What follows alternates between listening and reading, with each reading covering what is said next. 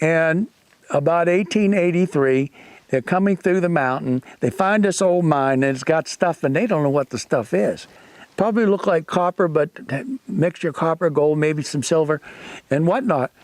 And so they put it in their backpack, come on to Silver King, looking for Aaron Mason, the first superintendent here. They find this ore, they come here looking for Mason, Silver King. He's not here. He said he's down at Pinell City at the mill. So they walk down to 5 miles was nothing for them on a road, piece of cake.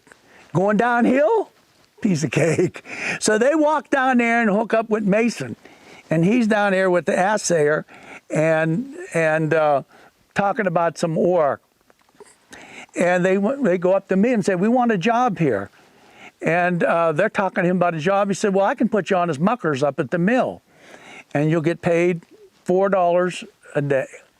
They said, by the way, we were going through the Superstition Mountains. They pulled this ore out of the sacks, and Mason said, wow, I don't know, that looks like gold. He said, I'm going to pay you guys $800 for this gold. You have gold in this, is how good. You don't want to be miners, you want to go back and relocate that. And I'll help you get started and show you how to locate it and file a claim. I figured he'd be back here in 2 weeks. They bought mules, they bought long guns. He said, now the Apaches are still out. You want to buy some long guns. And so they bought long guns, they bought food, they bought stakes and kind of things that they would need to set up a mine. They left here, the 2 soldiers, with their long guns or supplies and known how to file, but they left by themselves. They've never seen alive again. Never seen alive again. They were murdered in the Superstition. 2 bodies were found that we're pretty sure that one of them was a soldier because they were killed and made to look like the Apaches killed them because they took most of their clothes. That they left the hat, and the hat was bought at the company store at Fort McDowell, okay, the black hats. Tom Collenborg dug up one of the graves over there by Quarter Circle U, by Miner's Needle. I can't tell where it was because nobody knows where it was. I doubt if Tom could go back to it today because it's all disappeared over there now. Everything's changed. Hiking trails, horse trails, this, that, and the other.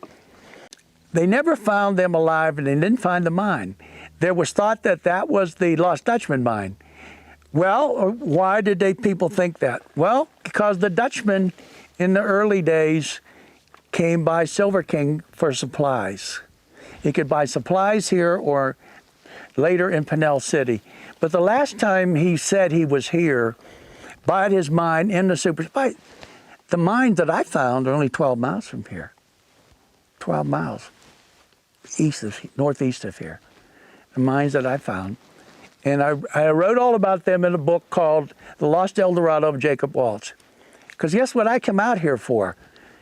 I had known about the soldier story before I really got hot on the Dutchman story. And I said, everybody's written about stories about the Dutch. I'm going to write a story about the Lost Soldier's Mine. No way. It was so difficult, and it's so difficult